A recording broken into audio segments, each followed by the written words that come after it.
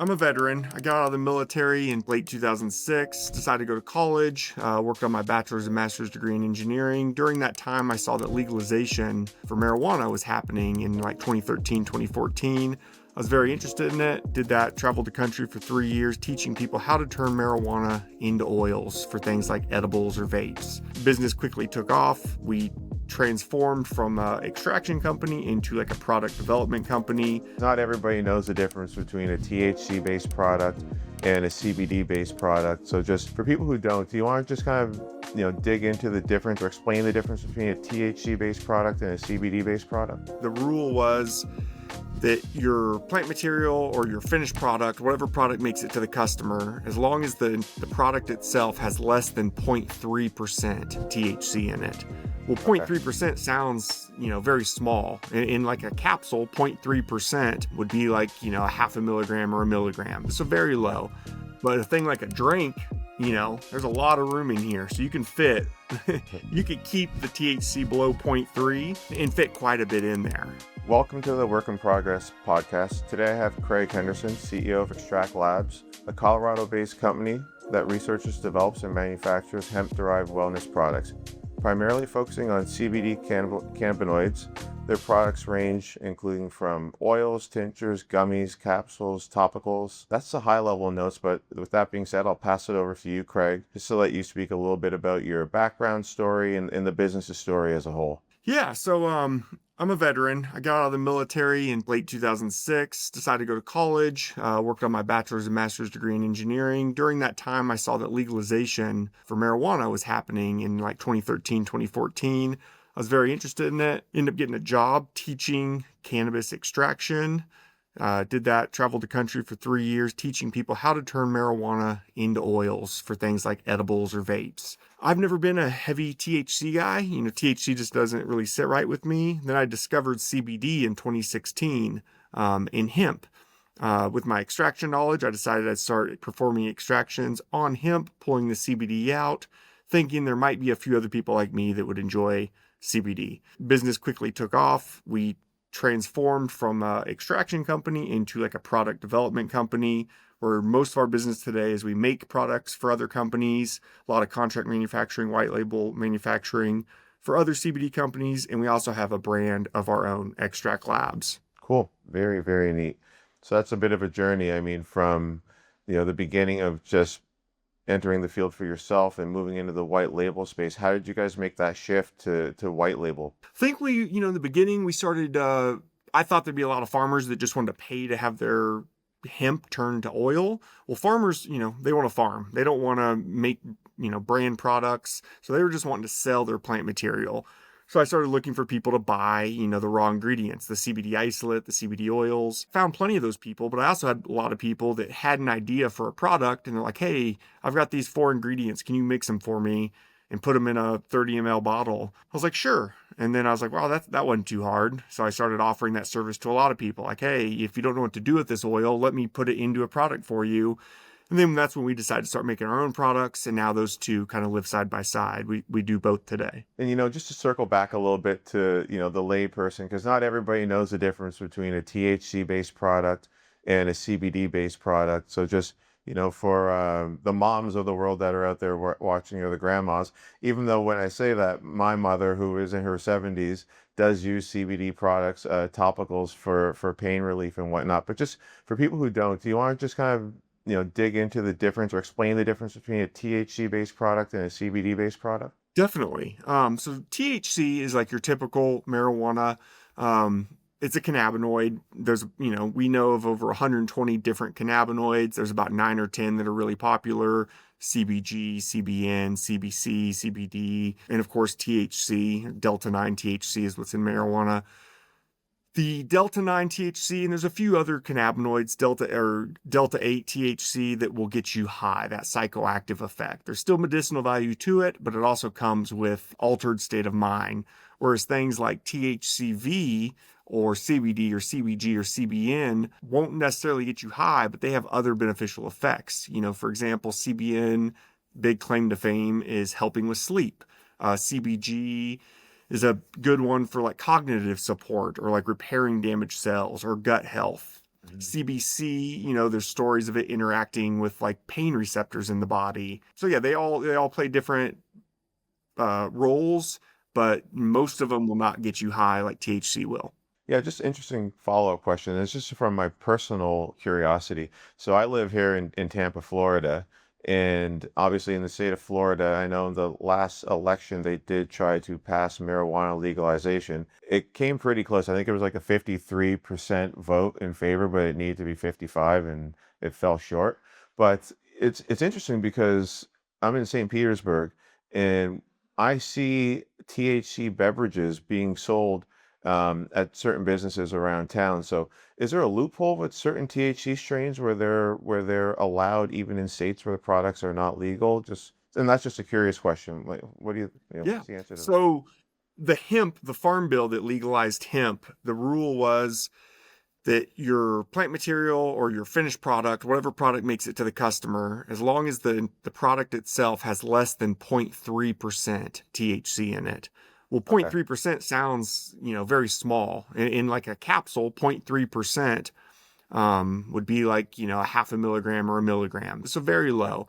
But a thing like a drink, there's a lot of room in here. So you can fit, you could keep the THC below zero point 0.3 and fit quite a bit in there. So it is kind of a loophole. I don't see a problem with it. People are getting their medicine. There may not be marijuana legalization, but thank God this is still, allowed today. So people are able to get, good, clean THC around the Yeah, country. 100%. Like I said, I have you know, late sounds bad because I'm blanking on my mother's age, but but late 70-year-old mother and my aunt is also in her 80s, and they both take advantage of CBD topicals for sure, just for arthritis, pain, and things like that. So to your point, I think the key word that you use there is medicine, and you know what, recreation. It's funny coming from Canada, moving to the United States. So as you know, in Canada, marijuana is legal across the country. And prior to doing so, I think there was that sort of, will somebody think of the children sort of mentality, like what's going to happen? Like, is the fabric of society going to fall apart? And the reality of it is first of all, it's tightly regulated by the government, like everything else in Canada. But the reality of it is like the people who do smoke or do partake, they did, and the people that didn't really, it's not like they all of a sudden just, it was rampant use, right? So I'm totally on board with that. So I guess just sort of And, bringing it. Oh, sorry, go ahead. and my question is how many people have died from it? Because I bet in the last month, more people have died from alcohol or cigarettes than the last 10 years of cannabis. So, Oh yeah, hundred there's a percent. problem out there, but I don't think cannabis is the problem. Yeah, and to that point, I mean, just before we sort of get back on topic, I have a friend who, recovering alcoholic, and super proud of this person because was able to completely give up alcohol. But That's now awesome. he does enjoy the occasional THC beverage, and that's just something for relaxation. But I'm sure his liver and kidneys and everything else are thanking him for making that switch, right? So Very nice. yeah. So, I mean, looking back at your business, just to circle back to that, it's just in our initial research, it looks like you guys have really scaled up. We saw that you guys were an Inc. ranked company. So, what was the point that you think really allowed your business to start scaling? Like, what was the springboard effect that took it from the beginning to where it is now? I think just being an early, getting in the industry very early on. Like I said, when I started this company, I didn't think anyone else was doing it. There were other companies doing it, but it was still so new. So by me starting in 2016 and really figuring stuff out in 2017, I think just, I had a head start is really what it is. At the time, obviously, I thought I was something special about me, but I've seen a lot of companies start after 2019 and just no success whatsoever. So then I look back, I'm like, okay, maybe it wasn't just me, maybe I just got in right place, right time. Obviously, I took advantage of that and I, busted my ass, but I think a lot of it was timing. Yeah. Do you think big pharma's coming? Like, or are they already here in this market? I don't think they're here yet, and I do think they are coming. Yeah, if I had to guess. I mean, there's some publicly traded CBD companies, but I'm not aware of any big pharma companies that have really dipped their toes in it too much yet, which makes me nervous. I hope when the time comes and they are wanting to come in, maybe I'm a candidate for an acquisition. 100%. Yeah, Yeah. sounds like I mean you guys are doing the right things. So on that topic, I mean opportunities, we always like to touch base on in any industry, where founders see the opportunities. Where do you see the opportunities going forward with, potential changes in legislation and things of that nature? Like where do you see the green pastures? Right now, the pastures aren't too green. I don't think there's anyone in the cannabis space really succeeding or crushing it today. Competition got too much. Everyone started doing it. Regulations are all over the place. Yeah, I try not to even follow them anymore. I used to keep my close eye on them, but they're all everywhere. One minute, it's gloom and doom. One minute, we're fine. Something will pass that we think is going to help us. And really all it does is make everyone else want to get involved. And, it hurts the industry overall. So I really don't know. I mean, we're hanging in there. We're profitable this year, unlike last year. Like I said, those first 3 or 4 years we were crushing it, but things have gotten hard. I think we're finding our footing, and so my goal right now is to just keep the company profitable, continue our small growth every year, and either A, keep doing that, or B, find someone bigger that maybe doing it better than us that wants to acquire us, and I could be part of a much bigger team.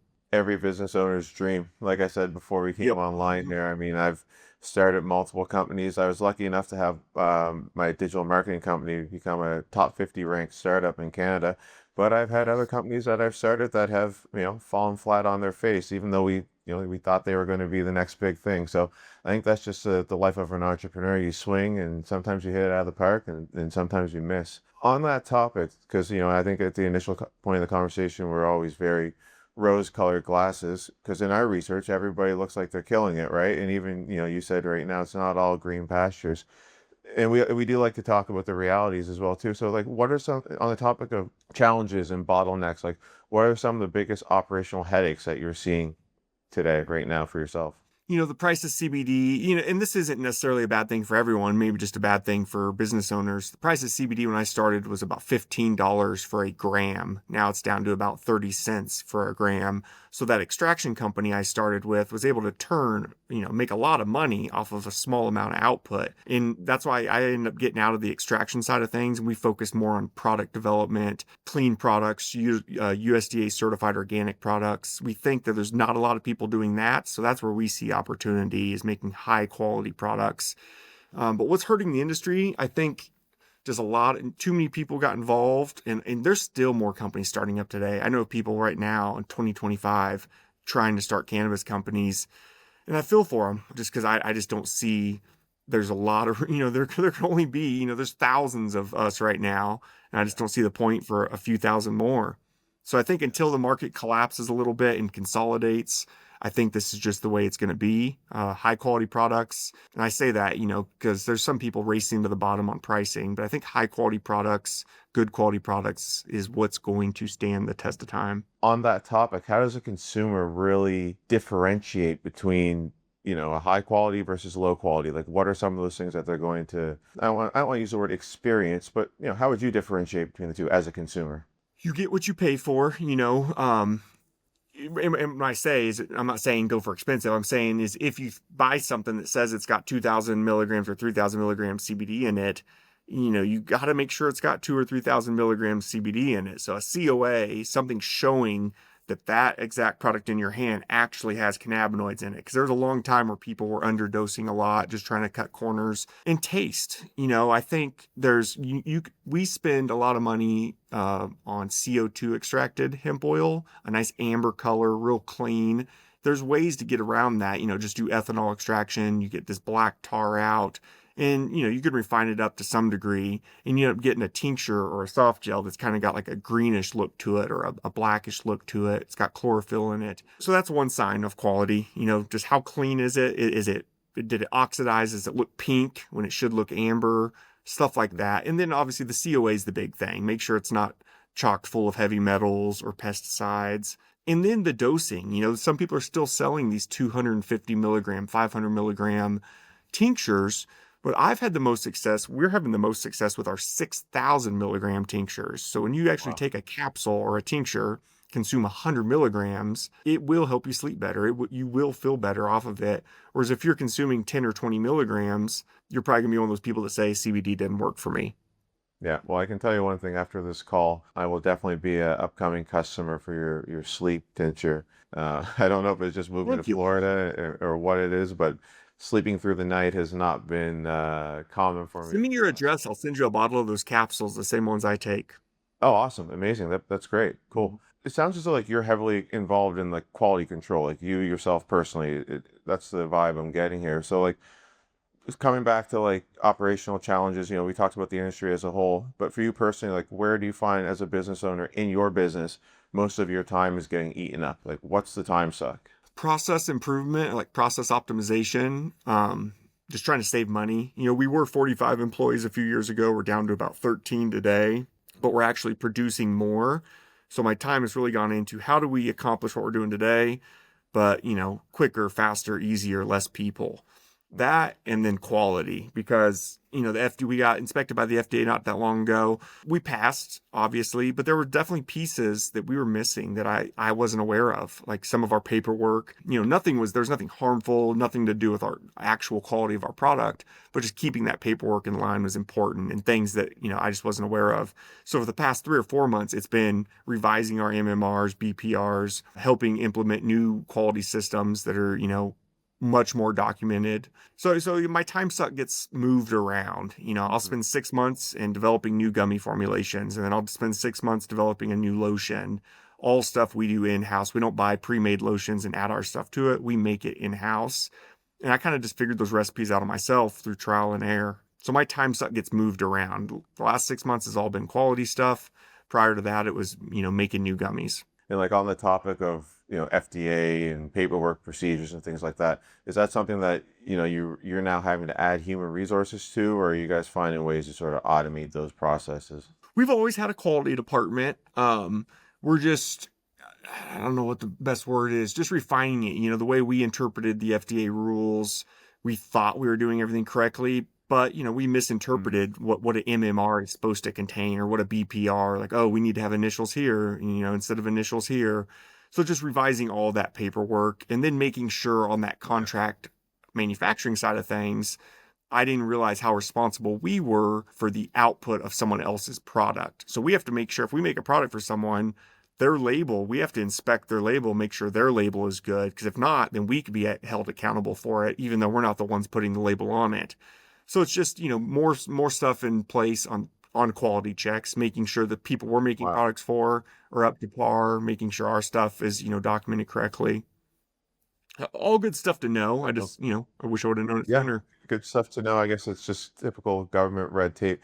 It's funny, just thinking out loud that in the supplement industry, which is like widely unregulated, people can sell, I don't know, things that they're claiming to be testosterone boosters or things of that nature that may or may not work. And it's not FDA regulated, but in this industry where, that it is. And it's just really funny how the picking and choosing of this sector Wild West. This one, we want full, tight reins on it. No, I agree 100%. How much CBD does one person consume a day? Maybe a dropper or two. But how much beef and eggs and milk do you drink? And when was the last time you looked at a pesticide test on your gallon of milk that you buy at the store? For some reason, everyone's so okay with cramming their body full of shit, but the 1 milligram or the 1 milliliter of CBD they consume a day, they want to be perfect. Yeah, that's going to put you over the top. So, I mean, for you guys Mhm. growing the business, just looking at that's another topic that, we usually like to talk about, like, plans for growth. You guys have a lot of inbound leads, like people coming to you saying, hey, we want to white label, or is it kind of like, how do you grow the business? Like, what's your strategy for growth? It was real easy back in those first 3 or 4 years. We'd go to trade shows. We pretty much just, the phone would ring all day long, people trying to start up new companies. Lately, it's been a little more difficult. We having to do a lot more cold calling. One thing we never did, and I really regret, is we never got distribution or into like big box retailers. We're probably in 400 small stores nationwide, but we never did get into Sprouts or Natural Grocers or Whole Foods or work with a distributor, which I really regret today. So that's what we're heavily focused on now, is trying to get those relationships with a distributor or more than one, and get into some of those, I wouldn't say huge stores. We're not really interested in the Krogers of the world, but maybe the Natural Grocers, the Sprouts, maybe Whole Foods would be really nice. 100%. Why? You know why? I don't see why it's insurmountable. The demand's not going to go away anytime soon. So, definitely wish you guys luck on that. So yeah, with the cold Thank you. calling, that's something that obviously nobody enjoys doing, but it's just sometimes it's like, what? How do you guys look for like what is like a lead? It's such a niche, specific industry. How would you even identify somebody that would be a candidate to be called? What does that look like? It's really easy to just target, like look up CBD stores in every state, call everyone. But now we're trying to not just target CBD stores. We're trying to target like small gyms or like health and fitness shops, like vitamin shops. Maybe not GNC because they're a little too big, but smaller versions of GNC, just little health and wellness stores. And then, of course, we're actively pursuing natural grocers and sprouts right now. I'm really fingers crossed that we get something good in return from them. CrossFit gyms have been good for us. We've so we still reach out to them. Just not every CrossFit gym wants to sell a product, but some do. As a former CrossFit person, I did CrossFit for about 2 years until my body told me that I'm not a CrossFitter. I kept getting hurt over. I loved it. It was a lot of fun. So I could I see why still do it and I CBD keep would. getting hurt. Do you still go too? Yeah, I've built out like a gym in my basement. So I haven't done actual any CrossFit in a minute. I still work out. But yeah, I'm constantly getting hurt. I think it's just with age. Yeah, I was going to an actual box, and like what happened was, CrossFit took off like crazy, and like in our town before I moved here, there was like one box, and then there's like three boxes inside of a 1 block radius. It's So it's crazy. kind of like survival of the fittest. Yeah, it's insane. Yeah. But what's really funny was that like I loved it, but like things like the kip. This is totally off topic. We're just having a sidebar. But like things like the kipping pull-ups and stuff like that, like my shoulders just couldn't do it. So I did the I same thing. I still can started I've working never out been at able the to do gym. one. Yeah, yeah, it's hilarious. I think it's because we're not supposed to. I think we're just supposed to do a strict pull-up and not like tear our rotator cuffs. Yeah. Yeah. But yeah, I could definitely see how CrossFit gyms would be good candidates. And with that being said, too, like most box owners are, I know a lot of the boxes I went to, like they were selling like supplements, whether it's like protein or they had like meal prep programs. Like they're looking for ways Mhm. to increase their profits as well too. So I think that's a great idea. So yeah, I mean, I won't keep you all day. I just want to sort of look at the future thinking. Looking at the future, it sounds as though the future is going to be challenging, but there's still opportunity, is what I'm hearing from the overall conversation. Like, the heydays might be gone, but when the dust settles, when some of these other folks who are flooding the space right now, like the quality will overstand the quantity that's out there. So, I mean, looking at future with respect to, and it sounds like for you guys, you're going to be investing in like automation technology from some of the things you mentioned. Like, if there's one thing that you could sort of automate in the business today, because in one buzz thing that's come up with pretty much every entrepreneur I've spoken to is talking about, oh, how can I utilize AI or automation or something in some element of their business? Is there anything that you've thought about, like, hey, if I didn't have to do that anymore, or it's a repetitive task, like, what is one of those things that you would sort of wave a wand at? For sure. The shipping department, building boxes all day, or even just all the product boxes for all of our different products. It's just, someone just sits there and folds and folds and folds.